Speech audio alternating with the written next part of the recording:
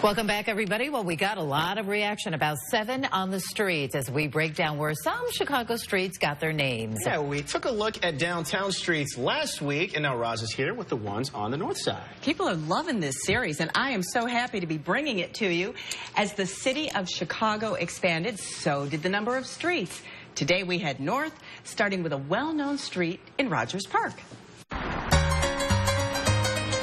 Touhy Avenue, Illinois 72, because it's 7,200 blocks north, begins at the lake and is a major thoroughfare through the city and northwest suburbs. How do you think Touhy got its name? It sounds like a Native American name to me. Actually Irish, named after businessman Patrick L. Touhy, who moved to Chicago in 1864. The next year, he married Catherine Rogers, daughter of landowner Philip Rogers. Touhy managed, then sold the land to a group of businessmen, including John Farwell, Charles Morse, and Paul Pratt. Names sound familiar? We find throughout our history that developers often are, their names survive and we may not necessarily know who they are. Touhy is one of those developers who helped develop Rogers Park. How do you think Diversey got its name? Who was it named after? I actually have no idea, but obviously somebody very important.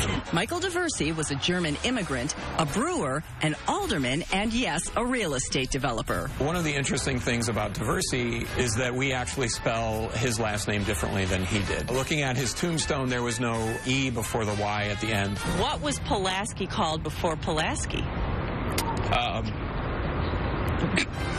In 1913, 40th Street became Crawford after Peter Crawford, a real estate developer in Cicero Township. In 1933, with a growing Polish immigrant and Polish American population, there is an effort to change the name from Crawford to Pulaski. Of course, Pulaski is Casimir Pulaski. Casimir Pulaski is a Revolutionary War hero. There was a great resistance among residents and business owners to change the name, taking it all the way to the Illinois Supreme Court, not once, but twice.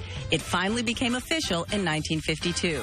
And if you don't know how Chicago Avenue got its name, you should. I'm guessing maybe naming after the Indians, Chicago tribe. It's named after what we believe to be a variety of wild leek or wild onion, wild garlic that grew along the banks of the Chicago River. Chicago, derived from the Native American Indian name Chicago.